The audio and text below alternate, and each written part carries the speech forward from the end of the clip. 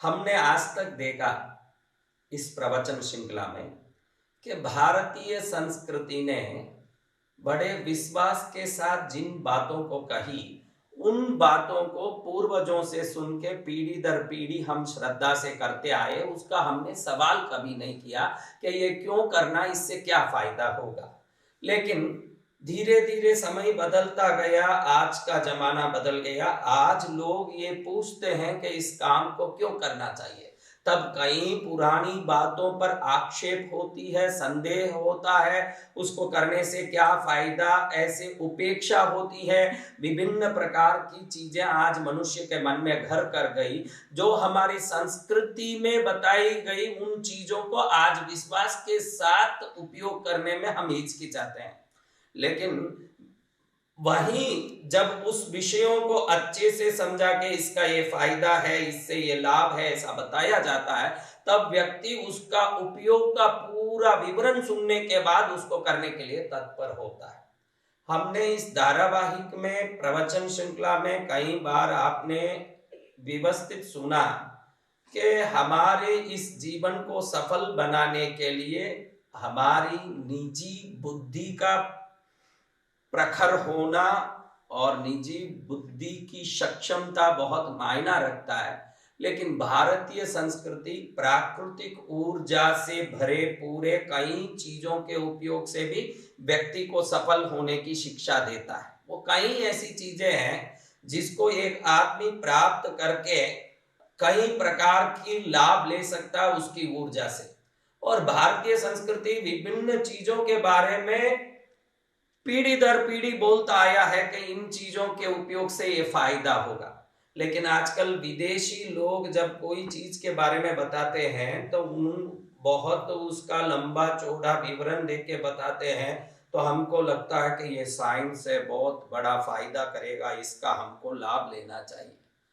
भारत में हमारे पूर्वज जो भी थे, उन्होंने जो भी शोध करके चीजों के बारे में समझा, सुना, देखा, परखा, वो तो बड़े प्रेम से आगे के पीढ़ियों को बोल देते थे कि इस कर्म को ऐसा करना है, इससे ये फायदा है, और पीढ़ी दर पीढ़ी हम विश्वास से करते आए। लेकिन अब जो जमाना बदल रहा, 22वीं सदी का जमाना, इस जमाने में व्यक्ति सोचता है कि मुझे कोई लाभ होना है तो पहले मुझे उसका कोई ठोस आधार चाहिए। मैं पहले समझूंगा फिर उस पर दिमाग लगाऊंगा, मैं मेरा टाइम बिगाड़ने तैयार नहीं हूं।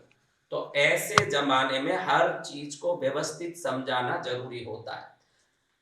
आपने एक प्रवचन श्रृंखला में पहले सुना कि द्रोणाचार्य की प्रतिमा को सामने स्थापित करके एकलव्य मात्र उस प्रतिमा पर अपना पूरा दिमाग एकाग्र करते हैं, और एकाग्र दिमाग से प्रतिमा पर जब ध्यान लगाते हैं तो द्रोणाचार्य के अंदर रहे हुए समस्त धनुर्विद्या की शक्तियां, सिद्धियां और अभ्यास अपने आप एकलव्य में स्थानांतरित हो जाता है।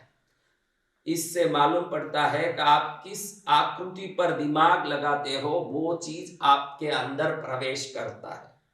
और इससे मालूम पड़ता है कि चीजों में उसके गुण जो भरे हुए हैं, उस गुण को पकड़े बगैर उस वस्तु की आकृति पर ध्यान करने से भी वो वस्तु अपने अंदर रहे हुए गुण को ध्यान करने वाले के अंदर स्थानांतरित कर देता है। इसीलिए हम महालक्ष्मी के मंदिर में जाना, सरस्वती के मंदिर में जाना, ये क्रम रखते हैं, क्योंकि विदेशियों के पास ऐसा क्रम नहीं है। वहां भी समृद्धिशाली लोग हैं, धनाढ्य लोग हैं, वहां भी विद्वान लोग हैं, उन्होंने कोई सरस्वती की पूजा नहीं की, उन्होंने कोई लक्ष्मी की पूजा नहीं की, ये तो सही बात है। लेकिन जो भारत में लोग हैं जो धन या ज्ञान पाना चाहते हैं, वो उन स्वरूपों पर एकाग्र होते हैं जिन स्वरूप में जो शक्ति छुपी है, वो स्वरूप का ध्यान से उसके अंदर रहे हुए सिद्धियों को अपने में वो प्राप्त करते हैं। लक्ष्मी में जब कोई ध्यान करेगा तो लक्ष्मी के अंदर रहा हुआ समृद्धि की श्रेष्ठता ध्यान करने वाले के अंदर प्रवेश करके ही रहेगा। हमने देखा पहले भी कि एक प्रवचन श्रृंखला में कि किसी पर्वत का ध्यान करने से जो हरदम टाल मटोल करने वाला, डावाडोल होने वाला व्यक्ति अगर किसी पर्वत पर ध्यान करता है तो उस पर्वत पर ध्यान करने के बाद उसमें अडिगता और स्थिरता आने लगती है। और हमने पहले भी देखा कि व्यापारी लोग अगर पर्वत का कोई भी फोटो हम जहां वो बैठते हैं उस गल्ले के पीछे बड़े से लगा दें, जितना स्थान बड़ा है उतना बड़ा लगा दें और उसके पीछे बैठे तो उनका व्यापार स्थिर होने लगता है, क्योंकि ऊर्जा का जो नियम है वो किसी भी वस्तु में तब पहुंचता है जब वो उस वस्तु के साथ जुड़ा रहता है। तो आप घड़ी घड़ी गले में बैठने के लिए जब पहुंचते हैं और गले में बैठने के लिए जहां उस स्थान को पकड़ते हैं तो पीछे के पर्वत पर आपका नजर जाता है। तो कई बार इस पर्वत को देख देख के जब आपके दिमाग में बैठाते हैं तो पीछे रहा हुआ पर्वत आपके दिमाग के अंदर जब प्रवेश करता है तो वो दिमाग में रहा हुआ पर्वत आपके अंदर स्थिरता उत्पन्न करता है। ये बहुत विशेषता है, क्योंकि वो फोटो कोई काम नहीं करता। वो फोटो में जो ऊर्जा होनी चाहिए, हर एक फोटो में ये ऊर्जा रहती है, लेकिन वो ऊर्जा जितनी काम नहीं करती उसको निरंतर देखने से वो छवि हमारे दिमाग में घुस के जो काम करती है, ये सर्वोत्तम शक्ति। आपके पास अगर कोई चीज की कमी है या कोई गुण में आपकी कमी है, आपको लगता है कि मुझे ये कमी है, तो उसको पूरने वाली कौन सी वस्तु है उसका अगर आप ध्यान करते हैं तो कुछ ही दिनों में आप देखेंगे कि वो वस्तु आप में प्राप्त होगा। और भारत कई रहस्यमय चिन्हों के साथ चलता है। हमने देखा कि मंगल ग्रह रोग का कारक है। पिछले प्रवचन में हमने सुना कि मंगल ग्रह रोग का कारक है, मंगल ग्रह ऋण का कारक है, उदारी। मंगल ग्रह शत्रु का कारक है, शत्रु भी मंगल ही उत्पन्न करता है, ऋण को भी मंगल ही उत्पन्न करता है और रोग को भी मंगल ही उत्पन्न करता है। हमने देखा ये मंगल जब आश्लेषा नक्षत्र में आते हैं तो अपनी कोई भी इस प्रकार की क्रिया को क्रियान्वित नहीं कर पाते, वहां स्तब्ध हो जाते हैं, स्तंभित हो जाते हैं। और आश्लेषा नक्षत्र का चिन्ह हमने पिछली बार देखा कि दो सांप ऐसे मुड़े हुए हों, वही मेडिकल काउंसिल का सिंबल भी है। दवाई के दुकानों में, डॉक्टरों के दुकानों में, कोई पर्ची में आप देखो तो बोर्ड में, पर्चियों में यही दो सांप लिपटे हों, ये चिन्ह निश्चित रूप से बाहर रहता है। और भारत के किसी भी मंदिर में जाओ, आप शिव मंदिर में जाओ, देवी मंदिर में जाओ, विष्णु मंदिर में जाओ, कहीं ना कहीं एक वृक्ष के नीचे एक पत्थर लगा होगा, उस पत्थर में दो सांप लिपटे हों, ये चिन्ह हर मंदिर में अवश्य मिलेगा। और लोग उसको दूध चढ़ाते हैं या वंदन करते हैं, पूजा करते हैं। ये सभी क्रम लोग निरंतर इन चिन्हों पर करते हैं। ये आश्लेषा नक्षत्र का चिन्ह अमेरिकन मेडिकल काउंसिल ने भी अपने एम्बलम बना के रखा हुआ है, उसको लोगो बना के रखा हुआ है। यही चिन्ह भारत के हर मंदिर में दिखने में आता है। आप देखिएगा, आपका लॉकर का एक पासवर्ड होता है, वो कोई भी 1 4 8 9 ऐसा कोई भी नंबर का होगा। उस नंबर को दबाते ही आपका लॉकर खुलता है। कई लोग ऐसे पूछते हैं कि इस चिन्ह में क्या पड़ा है। ऐसे कोई चिन्ह रख लेने से थोड़ी भाग्य उदय हो जाता है। अगर कोई अनजाने नंबर को दबाने से किसी तिजोरी का ताला खुल सकता है, तो इस ब्रह्मांड में अनेकों ऐसी शक्तियां भरी है जिस शक्ति का तह तक पहुंचना अनंत युगों तक मनुष्य के शोध के बाद भी संभव नहीं है। ऐसी शक्तियों का किस प्रकार से इस संसार में असर पड़ता है ये कोई नहीं जान सकता। इस संसार का कोई व्यक्ति नहीं जान सकता कि कौन सी शक्ति कैसे काम करती है। आजकल नास्तिक लोग पूछते हैं कि इस चिन्ह में क्या पड़ा, इस मूर्ति में क्या पड़ा, उसमें क्या पड़ा।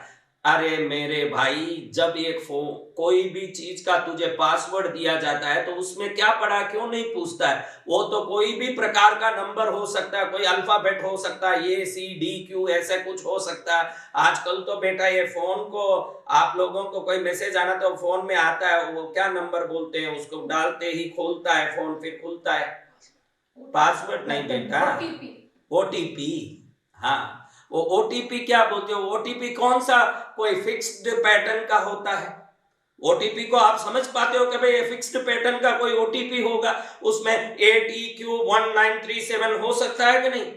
तो तब आपने युवा वर्ग ने कभी सवाल नहीं पूछा कि ये क्या अनजाना नंबर दे रहे हो, हमको तो व्यवस्थित एक सीक्वेंस ही दो, हमको एक पैटर्न दो। आपने कभी नहीं पूछा। आपको ओटीपी कोई भी प्रकार का आए, आपको मालूम है कि ओटीपी डाले तो आपके फोन में से वो मैसेज खुल जाएगा। अगर ओटीपी से मैसेज खुल सकता है तो भारतीय संस्कृति में दिए गए विभिन्न चिन्ह आपके भाग्य को खोलने वाले ओटीपी है, ये ध्यान रख लो। आपके भाग्य को खोलने वाले अगर कोई ओटीपी है तो ये भारत में दिए गए विभिन्न चिन्ह हैं। विभिन्न, कई लोग मुझे पूछते हैं स्वस्तिक में क्या पढ़ा है, क्या है, एक स्वस्तिक बना लेने से क्या होता है, उसके बारे में अभी समझेंगे। लेकिन आपको मैं समझाना चाहता हूं कि भारत में जितने चिन्ह दिए गए हैं, आज कंप्यूटर आ गया, फोन आ गया, फोन में आपके लिए गुप्त मैसेज आना, वो दूसरा पढ़ न ले, इसलिए पहले कोई भी कंपनी हो, कोई भी संस्था हो, पहले ओटीपी भेजती है। वो ओटीपी नंबर आप कंफर्म करो तो बाद में ही आपको वो मैसेज खोलने में मिलता है। तो ईश्वर के दिए हुए ओटीपी हैं ये जितने भी चिन्ह हैं। आश्लेषा नक्षत्र का ये जो सर्प चिन्ह को कोई आदमी अपने घर में कहीं भी लगा के रख ले, जहां सोने की जगह हो, जहां कोई चलने फिरने की जगह हो, वहां कम से कम एक दिन में 3 बार अपने नजर में कम से कम पड़े। क्योंकि त्रिसंध्या में कोई भी क्रिया किया जाए तो वो निश्चित असर करता है, सुबह, दोपहर और शाम। क्योंकि रात में व्यक्ति सोने के पहले जो दिन भर 3 बार उसको देखता है तो दिन भर में 3 अल्फा, बीटा और वापस अल्फा के, सुबह उठते समय अल्फा स्टेट में आता है, फिर बीटा में आता है, वापस अल्फा में आता है। तो ये 3 स्टेट के अंदर 3 बार अगर उस चिन्ह को देखता है तो उसकी अवचेतन मन में ये चिन्ह पहुंच जाए तो ये चिन्ह अंदर घुस के ओटीपी की तरह काम करता है, आपके भाग्य का दरवाजा खोल देता है। इसलिए ये ध्यान रखिएगा, जैसे आप ओटीपी का नंबर के बारे में कभी चर्चा नहीं करते कि ये क्यों नंबर है, इसमें क्या पड़ा, बड़े विश्वास के साथ किसी इंसान का भेजा हुआ ओटीपी नंबर का फॉलो अप करते हो तो उतने ही विश्वास के साथ ऋषि मुनियों के द्वारा बनाए गए भारतीय धर्म के सभी प्रकार के क्रियाओं का भी उतना ही विश्वास करोगे। तो ओटीपी तो शायद खुलने के बाद आपको क्या मिल जाएगा बड़ा से बड़ा, लेकिन हमारे ऋषि मुनियों के बताए गए धार्मिक क्रियाओं को बड़े विश्वास से फॉलो करोगे तो एक एक क्रिया में आप एक एक प्रकार का दिव्य असर को महसूस कर सकोगे, इतना ताकत उसमें। मैंने बोला कि हर नक्षत्र का अपने अपना एक चिन्ह है, हर नक्षत्र का अपना अपना एक शक्ति है, हम उन चिन्हों को लेके चलते हैं। हम देखिए भारतीय संस्कृति में ये है, विदेश में जो लोग कुछ कर नहीं पाए या जिनकी विवाहिक जिंदगी टूट गई, जिनके जीवन में बच्चे साथ नहीं दिए, सब निकल गए, अकेले होकर के बूढ़े मर रहे हैं, ऐसे लोग रात भर नींद की गोलियां खा के अपनी जिंदगी बिताते हैं। उनका जीवन एकदम दुर्भर और दुखी हो जाता है क्योंकि उनकी जिंदगी का कोई सहारा नहीं है।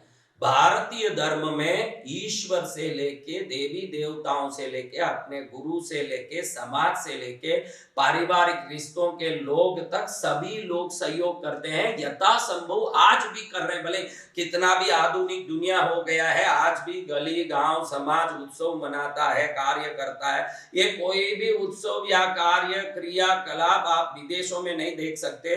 अकेला कोई बाप कहीं पड़ा पड़ा अपने जीवन गुजार रहा है, अकेली माँ कहीं औरत जीवन गुजार रही है, बेटे अपने अलग ही जीवन गुजार रहे हैं। उनकी जीवन शैली इतनी स्वतंत्र और स्वार्थपूर्ण है, जिसको देख के आप उसी जीवन को आप अनुसरित करोगे तो निश्चित रूप से आपको उन्हीं जीवनों की तरह अंत दुखमय होने की संभावना है।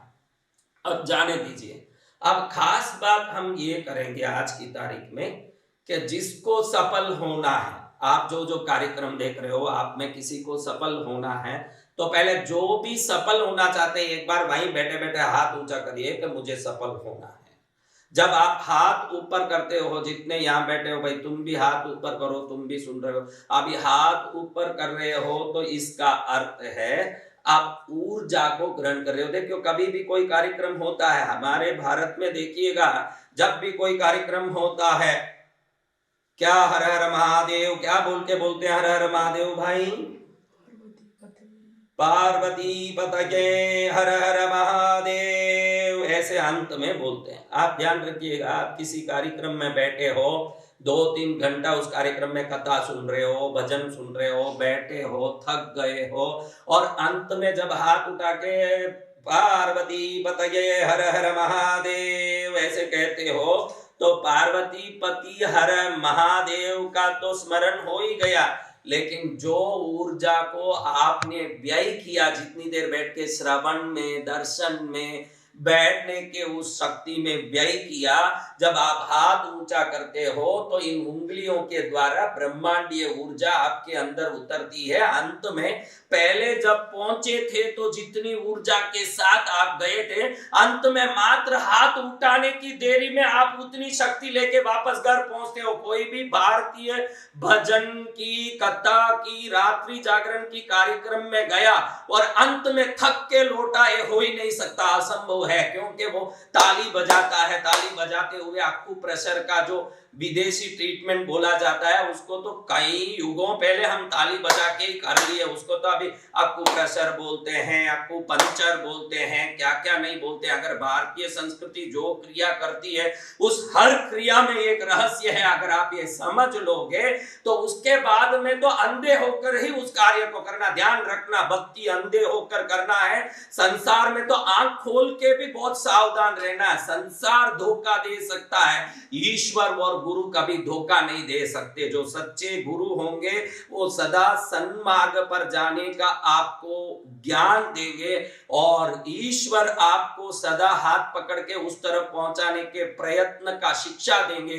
तो यहां आंख खोलने की जरूरत नहीं है, भक्ति करो अंधे होके, संसार में चलो सावधान होके। अगर ये व्यवस्था कर लिए तो कल्याण है। कितने क्रिया हम कथाओं में, भजन में, रात्रि जागरण में करते हैं। आप देखिएगा, आपको एक बात बोलूं तो अच्छे से समझ पड़ेगा, आपको ये समझ आ जाएगा कि हम कभी घूमने जाते हैं, वाटर वर्ल्ड जाते हैं, वाटर किंगडम जाते हैं, और कहीं जाते हैं, आप अच्छे से सोचिएगा, पिक्चर जाते हैं, होटल खाने जाते हैं, वाटर किंगडम, वाटर वर्ल्ड, कई प्रकार के एक्सकर्शंस में जाते हैं। वापस आते समय आप ध्यान रखिएगा, थके हुए आएंगे आप। वाटर किंगडम जाइए, वाटर वर्ल्ड जाइए, पिक्चर जाइए, वापस आते ही थक के सो जाते हैं। आप अच्छे से याद करिए, आप कभी कथा, भजन, कहानी सुनने गए हो, वापस आते समय थके हुए असंभव है, क्योंकि वो कथाएं, भजन आपकी जितनी ऊर्जा मांगती है उससे कहीं अधिक ऊर्जा आपके अंदर डाल के आपके घर भेजती है वापस। ये भारतीय संस्कृति की शक्ति है।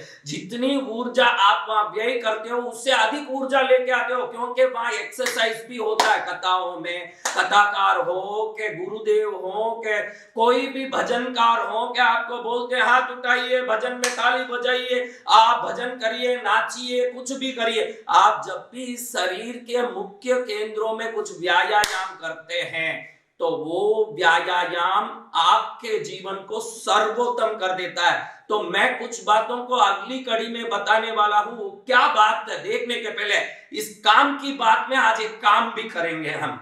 आज का काम क्या है महाराज? जितने लोग इस प्रवचन को सुन रहे हो, मैंने कहा कि हर हर महादेव ऐसे करते हैं तो हम हाथ उठा के ब्रह्मांडीय ऊर्जा को इन उंगलियों के द्वारा शरीर में लेते हैं। एक बार अंत में हाथ उठाते हैं, पार्वती पतये हर हर महादेव, और हाथों हाथ हम ऊर्जा को अपने शरीर में ग्रहण कर लेते हैं। 3 घंटे की ऊर्जा व्यय और 1 सेकंड में ऊर्जा की प्राप्ति, यह है भारतीय संस्कृति की शक्ति। तो आज आपको क्या काम करना है, इस प्रवचन को अब मैं पूरा कर रहा हूं। आप अब जब पलंग पर जा रहे हो सोने के लिए तो इस उंगली को उठाना है। ये उंगली आपकी अनामिका उंगली है कि अंगुष्ठाभ्याम, तर्जनी उंगली, आपकी ये तर्जनी उंगली को उठाना है। इसको धीरे से ऐसे पकड़ के कहना है, मेरे शरीर में वायु का संचार पूर्ण रूप से व्यवस्थित रहे और उस वायु के संचार से शरीर में वात, पित्त, कफ आदि का कभी प्रकोप ना हो। इस वायु को उत्पन्न करने वाली एंटेना को आप जिस दिन समझ लोगे, देखो ये एक उंगली है, ब्रह्मांड के 5 तत्व 5 उंगलियों के द्वारा शरीर में पहुंचते हैं। इसीलिए हम कुछ उंगलियों में कुछ अंगूठी पहनते हैं, कुछ उंगलियों में कुछ छल्ले पहनते हैं। ये विभिन्न चीजें उस ऊर्जा को और अधिक खींचने में माध्यम बनते हैं। आज आपको सोने के पहले एक काम करना है, इस उंगली को धन्यवाद देना, यानी उंगली को धन्यवाद नहीं दे रहे हो, ब्रह्मांड में व्याप्त वायु तत्व को धन्यवाद दे रहे हो। आपने देखा होगा कि कोरोना की महामारी में हवा बराबर ले नहीं पाने के कारण, ऑक्सीजन बराबर पहुंच नहीं पाने के कारण कितने ही लोग मर गए, और जिसको जिंदगी भर हवा का कोई कदर नहीं था, वो सिलेंडर के लिए घूम घूम के लाखों रुपयों की कीमत लगा लिया, कहीं ऑक्सीजन का सिलेंडर नहीं मिल पाया। इसलिए आज सोने के पहले आपको निश्चित आज का काम ये करना है, आपको इस तत्व को धन्य बोलना, वायु तत्व को, और जीवन भर आप में वायु निराबाध संचार करता रहे, और हर नस में वायु व्यवस्थित पहुंचने के कारण खून व्यवस्थित बना रहे, खून व्यवस्थित बनाने के कारण शक्ति बना रहे, शक्ति बनने के कारण सिद्धि बनी रहे, और सिद्धि बनने के कारण आप सफल बने रहे। यही मंगल कामना के साथ आज आपको मैंने जो काम दिया है वो काम है वायु तत्व को अपने अंदर प्रवेश कराने वाली इस उंगली का आप एक बार धन्यवाद बोलेंगे। आज तक जितना वायु लिया उसको धन्यवाद बोलेंगे, अब जो आगे वायु हम ग्रहण करने वाले हैं जीवन में श्वास के द्वारा उसको धन्यवाद बोलेंगे। आनंद से ये वायु हमारे जीवन में शरीर में फैला रहे, चारों तरफ फैला रहे, इसी वायु में समृद्धि सिद्धि और सफलता फैला रहे, ये प्रार्थना करके फिर आप सोएंगे। फिर आपका आनंद जो बढ़ेगा उसमें मैं भी प्रसन्न होऊंगा। आप एवं आपका प्यारा परिवार सफल और सिद्ध हो, यही मंगल कामना। हम देखें कि भाई हम कथाओं में भजनों में अंत में हर हर महादेव हाथ क्यों ऊंचा करते हैं? जब भी आप हाथ आकाश की ओर उठाते हैं तब आप देखिएगा उस हाथ के अंदर ब्रह्मांडीय ऊर्जा के पांचों तत्व के प्रवेश के कारण जितने घंटे आपने बैठ के शक्ति का व्यय किया भजन में कथा में, उतने से भी ज्यादा शक्ति एक क्षण के अंदर आपके अंदर प्रवेश हो जाती है। तो अपनी हर क्रिया का कोई ना कोई एक कारण है, और उस कारण को समझ लो तो जिंदगी सफल होने में देरी नहीं है। अब हमने पहले भी देखा कि भाई आश्लेषा नक्षत्र के अंदर दो सांपों का जुड़ा हुआ चिन्ह रोग हरने वाला, शत्रु भय से मुक्त करने वाला, ऋण मुक्त करने वाला होता है। इसको पहले भी देखा, ये पूरा एपिसोड देखा हमने, और दूसरे बार पिछली बार भी बताया, अब भी बताया। ऐसी कई चीजें हैं जिन चीजों को पकड़ के व्यक्ति सफल होता है। सफल होने में भारतीय संस्कृति क्या कहती है और विदेशी संस्कृति क्या कहती है, इसको अच्छे से आप देखोगे तो विदेशी संस्कृति के पास कोई भी ऐसी लाठी नहीं है जो लंगड़े को आधार बन सके, जो एक डिसेबल्ड को कोई ना कोई एक सहारा दे सके। लेकिन भारत के पास ऐसे लाखों लाठियां हैं, और विभिन्न प्रकार के अलग अलग लोगों के लिए अलग अलग लाठियां तैयार करने वाला कोई फैक्ट्री है इस दुनिया में, तो वो भारतीय धर्म है, जहां हर एक व्यक्ति के लिए अपने हिसाब से लाठी है। कोई बोलता है कि मेरे को ये लकड़ी का लाठी पसंद नहीं, ले भाई तू ये लकड़ी पकड़, मुझे ये साइज का लाठी पसंद नहीं, तू ये साइज पकड़, मुझे ये ऊंचाई का लाठी पसंद नहीं, ये ऊंचाई पकड़, मुझे ये गांठ वाला लाठी पसंद नहीं, बिना गांठ का लाठी पकड़। यानी विभिन्न क्रियाएं, विभिन्न आराधना, विभिन्न साधना, अगर ये कुछ भी नहीं कर सकता है तो तंत्र में ऐसी ऐसी चीजें बताई गई है। मैं कुछ तंत्र के बारे में आगे के एपिसोड में बताऊंगा कि कौन सी जड़ी क्या काम करती है। आप आश्चर्य में पड़ जाओगे कि जिंदगी भर रगड़ के जो काम नहीं हुआ, उस तंत्र के उस जड़ी से आपका वो काम तुरंत 3 दिन या 5 दिन में हो जाता है। अब ये कैसे संभव है महाराज? हर वृक्ष का ऑक्सीजन लेने की क्षमता अलग अलग। आपने देखा होगा कि पीपल ऐसा वृक्ष है जो 24 घंटा ऑक्सीजन ही छोड़ता है, कभी कार्बन डाइऑक्साइड छोड़ता ही नहीं। इसलिए पीपल की पूजा रात में भी करने की विधान भारत में है, क्योंकि वो रात में भी ऑक्सीजन ही छोड़ता है। हम रात में शनिवार में सोमवार में पीपल को दीपक जलाते हैं और वहां प्रदक्षिणा करते हैं। कई लोग कहते हैं कि पीपल को हमने प्रदक्षिणा की और मेरे को गर्भवती होने का सौभाग्य मिला।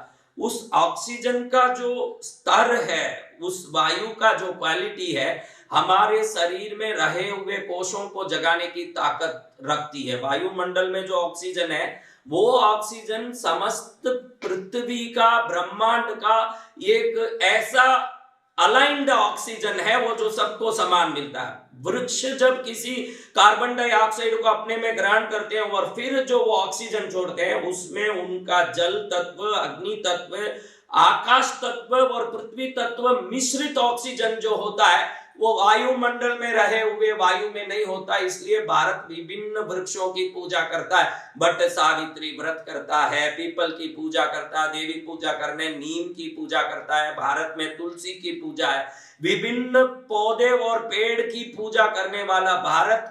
पर्यावरण का अगर कोई व्यवस्था संभालना चाहता है तो व्यक्ति पौधों के पेड़ों की दैविक गुणों को समझ लेगा तो कर सकता है। इतनी सारी चीजें भारतीय संस्कृति बताती है कि आप मणियों के द्वारा, विभिन्न मणियों के द्वारा, मणियां कितनी प्रकार की है, उन सभी मणियों के द्वारा आप जीवन में कहीं ना कहीं कुछ ना कुछ ऊर्जा और सिद्धि प्राप्त कर सकते हैं। मंत्रों के द्वारा ऊर्जा और सिद्धि प्राप्त कर सकते हैं।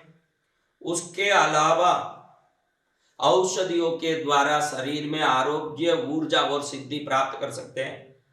पुरानी कथाओं में आते हैं कि भाई नागार्जुन ऐसे सिद्ध पुरुष हुए हैं जो पैरों में लेप करके औषधियों के आकाश में उड़ते थे। हमारे जैन धर्म में पादलिप्त सूरी नाम के एक महापुरुष की कथा आती है जो पैरों में लेप करके उड़ते थे। आज भी विभिन्न औषधियां विभिन्न प्रकार की काम करती है। मेरे पास यहाँ पास में जंगल बहुत है, दक्षिण में तो कई ऐसे जंगली लोग आते हैं। एक पौधा लाके एक जंगली ने मुझे दिखाया, उस पौधे के रस को किसी मरे हुए पड़ा था उस मक्की पर थोड़ा सा डाला ना, वो उठकर उड़ने लगा। मैंने मेरे आंखों से ये देखा।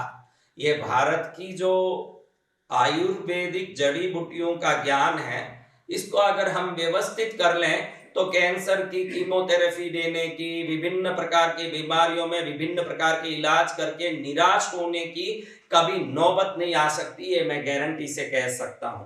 लेकिन अब कुछ विशेष विषय पर चर्चा करेंगे, जिनको समझना है उनके लिए मैं ये चर्चा करूंगा। अब मैं आगे मंत्रों के बारे में, औषधियों के बारे में, मणियों के बारे में बताऊं। उसके पहले साधारण जीवन में हम क्या गलती कर रहे हैं और भारतीय संस्कृति हमारे गलती सुधार के लिए क्या कहती है, इसके बारे में तो हम चर्चा करेंगे। ये क्या क्या गलतियां, भाई आप ये बराबर सुनिएगा। थोड़ा आपको इसको सुनने में कंटाला भी आए तो भी आप थोड़ा हिम्मत रख के सुनिएगा, क्योंकि आपको पिक्चर के गाने सुनने में जितना आनंद आता है, पिक्चर देखने में जितना आनंद आता है, क्रिकेट देखने में जितना आनंद आता है, साधारण कथाएं सुनने में जितना आनंद आता है, उतना तत्व दर्शन को सुनने में आनंद आना मुश्किल है। लेकिन मैं सदा कहता हूं कि जिसमें मजा आता है वो काम करो तो उसमें फायदा नहीं होगा, और जिसमें फायदा आता है वो काम करो तो फायदा भी आएगा, पीछे पीछे मजा भी आएगा। दो काम होगा आपके जीवन में। थोड़ा कंटाला आवे तो भी इसको सुनना चाहिए, क्योंकि इससे फायदा होगा, इससे आप सफल होगे। इस रहस्यों को समझने के बाद आपको कोई नहीं हरा सकेगा, ये गारंटी की बात है। और जो जीवन भर के लिए सफल होना है, वह अजय होना है, तो मेरी बातों को अच्छे से सुनिएगा। अब थोड़ी बातें हम कॉमन बातें करेंगे। अभी जो बात करेंगे हम एक कॉमन बात क्यों महाराज? इसलिए कॉमन बात करना है, मंत्र की शक्ति अपनी तरफ रहने दीजिए, मंत्र में रहने दीजिए, मणि की शक्ति मणि में रहने दीजिए, औषधि की शक्ति को औषधि में रहने दीजिए। आपकी शक्ति क्या है, मैं ये थोड़ा बताना चाहता हूं कि भाई आपके पास क्या शक्ति है, आप क्या शक्ति रखते हैं। माता जी, क्या शक्ति आप रखती हो? हाँ, क्या शक्ति है आपके पास बेटा? 2003 जनवरी 20 तारीख को, 2003 जनवरी 20 तारीख को, सन 2003 की बात कर रहा हूं, सन 2003 जनवरी 20 तारीख को एक्शन चैनल में एक प्रोग्राम टेलीकास्ट हो रहा था। किस चैनल में? एक्शन चैनल में एक प्रोग्राम टेलीकास्ट हो रहा था, उसका नाम था एक्सप्लोरिंग द अननोन, अनजाने की शोध, एक्सप्लोरिंग द अननोन। ये बड़ा लंबा धारावाहिक चल रहा था। उस दिन की धारावाहिक को मैंने देखा तो उसमें जो शो को चला रहे हैं डायरेक्टर, स्टूडियो तो हर शो में होता है, स्टूडियो में ऑडियंस बैठे हैं और उन ऑडियंस को बैठा के वो हर एक याद में कोई स्पून दे रहे हैं, किसी को स्पोर्क दे रहे हैं, किसी को नाइफ दे रहे हैं, विभिन्न प्रकार के धातुओं से बने हुए कोई ना कोई छोटे मोटे उपकरण सबको दे रहे हैं। पहले तो शो देखने वाले ऑडियंस ने सोचा कि इस शो में गिफ्ट दे रहे होंगे, बड़े खुशी से सबने लिया, हाथ में पकड़ा, और पकड़ने के बाद जो शो चला रहे थे, वो जो शो को होस्ट कर रहे थे, होस्ट जितने भी उसके अतिथि थे, वो लोग कह रहे थे सबको कि आप लोग इसको अच्छे से पकड़िए और एकाग्रता के साथ, क्या एकाग्रता के साथ कहिए कि ये आपकी आज्ञा को मान के मुड़ जाए, आपकी आज्ञा को मान के बेंड हो जाए, हैं? ऐसे तो सब हंसने लगे जोर जोर से। मेरी आज्ञा को मेरा घर का कुत्ता नहीं मान रहा, मेरी पत्नी नहीं मान रही है, मेरा परिवार नहीं मान रहा है, ये जड़ वस्तु क्या मानेगा? पहले तो ये सोच आ गया सब में। ये प्रोग्राम अगर कोई YouTube में हो, एक्सप्लोरिंग द अननोन, तो आप ये प्रोग्राम देख सकते हैं, क्योंकि मैंने इसको वापस खोजा नहीं, न देखा भी नहीं, लेकिन मैंने जो देखा वो बात आपको बता रहा हूं कि 2003 की इस एपिसोड को मैंने देखा कि हर व्यक्ति हाथ में स्पून उठाया और होस्ट ने, जो प्रोग्राम को होस्ट कर रहे थे, वो लोगों ने कहा कि अब इसको सीधा पकड़िए, क्या इसको सीधा पकड़िए और सीधा पकड़ के बोलिए कि मुड़ जाओ मुड़ जाओ मुड़ जाओ। तो सब कोई तो हंसने लगे, क्योंकि उनको वो विश्वास ही नहीं, उनको ऐसा हो सकता है ये विश्वास ही नहीं। कोई हंस रहे थे, कोई मजाक कर रहे थे, एक छोटा बच्चा और एक 16-18 साल की युवती होगी कम से कम, मैंने जो देखा, तो वो बड़े एकाग्र हो गए उस बात में, बहुत सीरियस हो गए और एकदम दिमाग लगाने लगे उसमें कि भाई ये मैं करके रहूंगा, ये भावना उनके अंदर झलकने लगी और ऐसे कहने लगे कि मुड़ जाओ मुड़ जाओ मुड़ जाओ। और उस शो में वो दिखा रहे थे सबको, ये पूरा डायरेक्ट लाइव टेलीकास्ट हो रहा था इस कार्यक्रम का, तो ये शो को वो दिखा रहे थे। वो जो बच्चा बोल रहा था मुड़ जाओ, वो स्पून पकड़ा हुआ था, वो स्पून पूरी तरह से ऐसे धीरे धीरे करके मुड़ के पूरी तरह नीचे झुक गया, और जो युवती ने स्पोर्क पकड़ा था उसमें 4 कांटे थे, कांटा जो पकड़ा था